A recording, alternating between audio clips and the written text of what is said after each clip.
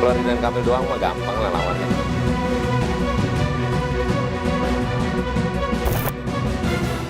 Mengayun gelombang pasang, mungkin itu yang terjadi di pemilihan kepala daerah 2024. Saat teriak Pilpres masih terasa, sebagian tokoh mulai tarik gas di pemilihan kepala daerah. Ridwan Kamil, Ahmad Saroni, Kofifa Indar Parawansa, Emil Dardak, hingga nama Bupati Kendal, Diko Ganinduto, ramai di bursa bakal calon kepala daerah. Bursa Pilkada Jakarta bahkan sudah mulai memantik saling sindir antara Ridwan Kamil dengan Ahmad Saroni. Golkar menyebut menyiapkan Ridwan Kamil di DKI Jakarta dan Jawa Barat. Golkar menang mudah di satu daerah, misalnya udah jelas di Jawa Barat, ya kita akan mendukung mencalonkan Ridwan Kamil di Jawa Barat. Tetapi juga kami punya ya obsesi ya, karena selama ini kan kami di DKI ini belum menunjukkan sebuah kekuatan yang kompetitif gitu dalam pilkada. Ya, beberapa kali kami ikut, nah tentu kami juga punya obsesi tersendiri di DKI Jakarta untuk juga ikut menjadi kontestan yang lebih kompetitif gitu. Nah makanya kemudian kami mempersiapkan jauh-jauh hari. Seolah tak mau kalah langkah, Partai Nasdem bahkan sudah mulai membuka peluang koalisi demi Saroni di DKI 1. Kalau koalisi sama Golkar gimana nih? Kan tadi Pak Taslim udah bilang komunikasi RK sama Bang Saroni aja udah cair nih. Iya, kita malah di pilkada kemarin itu banyak sekali kita koalisi dengan Golkar, memenangkan banyak pilkada di Golkar. Kita dengan siapa saja, tapi nanti tergantung chemistry yang kita mau bangun. Kalau Anda tahu ya, banyak sekali tokoh Golkar, ex-tokoh Golkar di Partai Nasdem, dan bagi kita biasa saja. Kita tidak ada halangan untuk berkoalisi dengan siapapun dalam event-event tertentu sepanjang semua bertingkat baik bagi kepentingan bangsa dan negara. Saya kira semua mungkin, tetapi memang terlalu pagi untuk kita bicara lebih lanjut.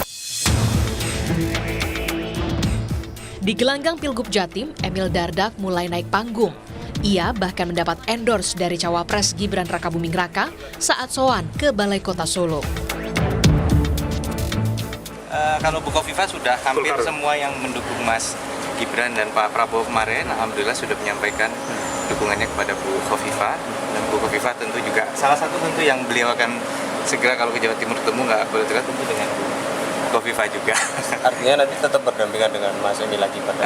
Ya, ini yang sedang kami bahas. Saya sudah menerima rekomendasi untuk mendampingi Bu Kofifa.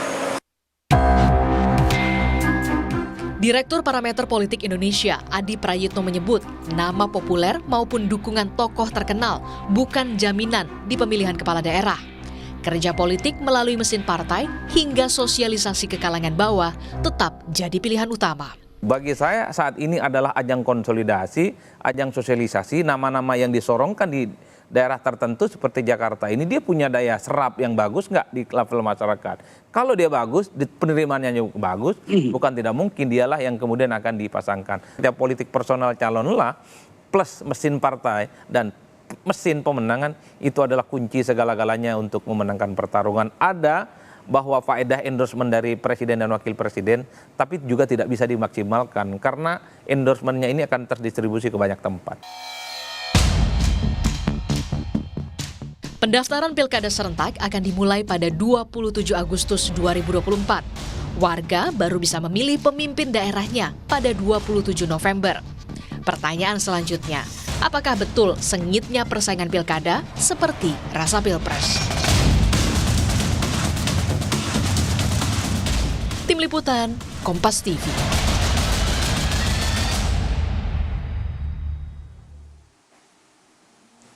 Lalu saudara, apakah persaingan nanti di pemilihan kepala daerah akan sama sengitnya dengan Pilpres? Kita akan bahas sore hari di program Rumah Pemilu bersama dengan analis komunikasi politik dari Universitas Padjadjaran, ada Kunto Adiwibowo. Selamat sore Pak Kunto, terima kasih sudah bergabung bersama kami sore ini. Ada nama Sahroni, ada nama Ridwan Kamil RK yang masuk bursa untuk ke DKI Jakarta. Bagaimana membaca peluang mereka? Apakah sebenarnya RK ini akan lebih mulus nantinya di Jabar?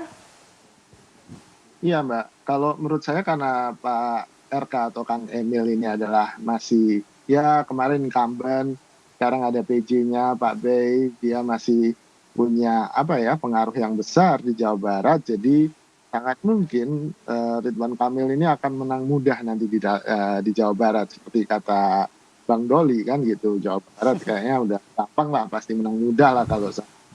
Tapi kan Golkar ingin ke DKI 1 atau Jakarta 1. Seoptimis itu ya? Iya, seoptimis itu. Karena memang kemarin pun raihan suara di pileg dari sang istri, Kang Emil, itu juga luar biasa di Dapil 1. Jadi, Partai Golkar. Betul, jadi itu yang membuat rasa di atas angin dan rasa bahwa gak ada lawan lah di Jawa Barat. Sehingga mungkin Kang Emil ini butuh tantangan baru, jadi mulai pasang baliho yang sebelumnya nggak pernah pasang baliho, jadi pasang baliho di Jakarta. Nah, master balihonya jadi kepanasan nih, Bang Roni. Gitu ke Jakarta, oke. Ya. Jadi kalau peluang sih menurut saya dua-duanya masih punya peluang ya Mbak. Apalagi ini kan masih 6 bulan lagi sampai pendaftaran. Yang jadi persoalan adalah saling jegal di rekomendasi partai nanti menjelang pendaftaran. Dan ini kan berarti lebih ke mesin politik ya, koalisi partai, lalu kemudian lobby-lobby antar partai, bagaimana si kandidat itu kemudian menggalang koalisi, ini yang menjadi penting gitu. Dan tidak dilupakan juga partai pasti akan ngecek elektabilitas gitu kan. Kalau elektabilitasnya kecil, mereka pasti nggak akan mau mengeluarkan rekomendasi. Jadi kerjanya harus paralel gitu kan dalam 6 bulan ini, dan tidak mengherankan beberapa tokoh memang sudah curi start untuk kemudian melakukan kampanye kecil-kecilan gitu.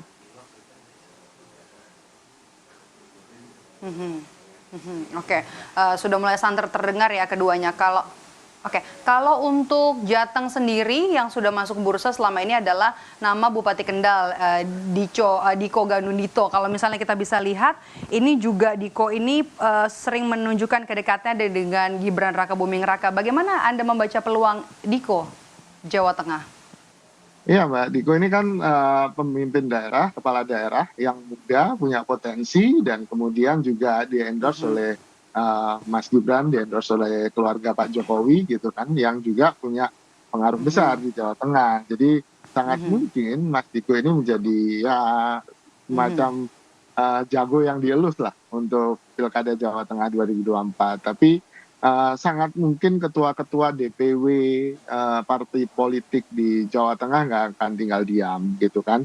Juga ada nama Mas Hendi misalnya yang juga dari PDIP yang punya track record relatif lebih lama dan ya relatif sama-sama muda gitu. Jadi pertarungan di Jawa Tengah ini mungkin akan ada pertarungan tokoh-tokoh muda, lalu kemudian ada pertarungan tokoh Islam, baik itu dari PKB mungkin Gus Yusuf, mungkin Pak Yasin. Jadi petanya memang masih sangat dinamis, Mbak, gitu. Kita belum bisa benar-benar menentukan. Dan sampai sekarang pun semua partai politik beda tadi seperti di Jabar ya, ada nama petahana ya. Betul. Masih konsentrasi ke penghitungan suara ini, Mbak, gitu. Oke, kalau untuk di Jawa Timur sendiri ada nama Emil Dardak, ada nama Khofifah Indar Parawansa yang dikabarkan akan maju lagi. Apakah Anda membacanya kedua akan menang telak lagi kah di Jawa Timur? Ya mungkin ya, karena ini Mbak, ada yang membedakan antara pilkada tahun ini dengan 2020 atau 2018.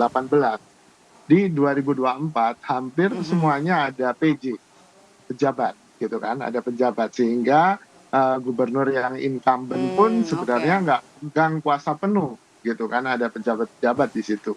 So ini yang membuat dinamika politik baru ya di Pilkada 2024 lebih apa ya opportunity bagi atau peluang bagi penantang itu juga makin tinggi gitu karena ada penjabat ini faktor X yang tidak pernah kita temui di pilkada-pilkada sebelumnya, makanya beberapa PJ atau penjabat gubernur itu kemudian juga masuk bursa seperti di DKI, kemudian di Jawa Barat, dan sangat mungkin di Jawa Timur dan Jawa Tengah gitu. Jadi menurut saya ini faktor yang kemudian bisa jadi penentu Mbak si penjabat ini, apalagi mereka sudah memegang ya hampir 1 tahunan kan gitu kekuasaan di daerah itu, gitu Mbak. Oke, kalau endorsement seperti di Pilpres sendiri efektif nggak nanti di Pilkada, di pemilihan kepala daerah? Ya, endorsement dari Pak Jokowi, endorsement dari Pak Prabowo, endorsement dari tokoh-tokoh yang kemarin jadi capres dan cawapres tentu masih punya efek ya Mbak ya, pasti. Karena selain lebih mudah dicerna, endorsement itu kan seperti ya kita nggak usah mikir kalau yang kemarin saya pilih dan baik, terus kemudian bilang bahwa orang itu baik, ya udah, saya akan pilih itu aja. Itu cara berpikir yang mudah dan tampaknya cukup efektif di Indonesia sampai sekarang gitu kan. Tinggal kemudian bagaimana endorser ini lebih fokus kemudian pada tokoh-tokohnya dan jangan kemudian endorsernya main lempar nama, semua nama dia endorse atau di semua provinsi dia endorse, itu akan kehilangan sentuhan magicnya gitu Mbak, akan keefektifannya akan luntur gitu. Jadi menurut saya keluarga Pak Jokowi, Pak Prabowo dan tokoh-tokoh nasional lainnya pasti akan menyimpan endorsementnya untuk tokoh-tokoh yang memang dia jagokan di provinsi-provinsi yang menurut mereka penting gitu. Jadi misalnya kayak RK yang udah pasti menang di Jawa Barat, ngapain di endorse lagi kan gitu kan.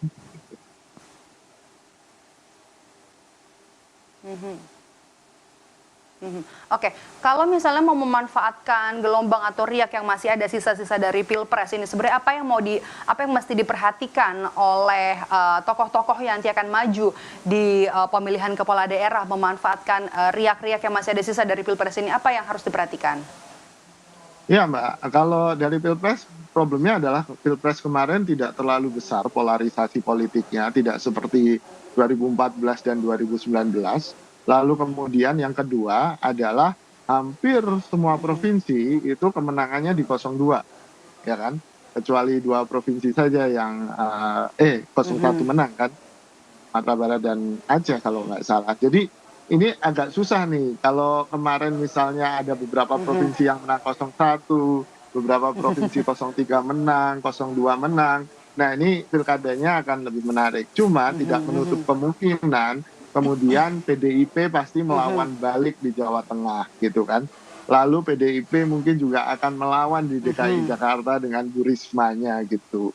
Jadi sangat mungkin perlawanan itu ada dan narasi-narasi kekecewaan dari Pilpres 2024 kemarin juga pasti terbawa sampai pilkada karena memang jaraknya dekat ini Mbak gitu.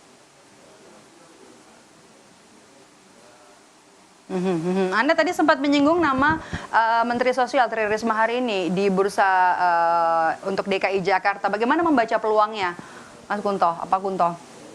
Ya, Bu Risma punya peluang sih Mbak kalau menurut saya di Jakarta, apalagi dalam beberapa hal sebelum Pilpres dan pemilu kemarin kan nama beliau memang sudah santer untuk dielus menjadi DKI 1 kan dari jabatannya Menteri Sosial. Jadi sangat mungkin ini memang disimpan, Risma memang disimpan untuk DKI gitu, dan itu akan jadi jagoannya PDI. Tapi jangan lupa juga masih ada nama Ahok, BTP gitu kan, Basuki Cahayapurnama yang juga punya potensi untuk jadi jagoannya PDIP di DKI, walaupun ya PDIP jarang sih mencalonkan calon yang sudah kalah gitu Mbak. Jadi ya kemungkinan besar justru Bu Risma yang gitu menurut saya.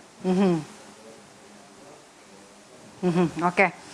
Baik, kita tunggu nanti apakah persaingan nanti di pilkada terutama di sejumlah daerah di Jawa akan sama sengitnya dengan Pilpres 2024. Terima kasih sudah bergabung bersama kami analis komunikasi politik Universitas Padjadjaran, Pak Kunto Adiwibowo. Sehat selalu, Pak Kunto.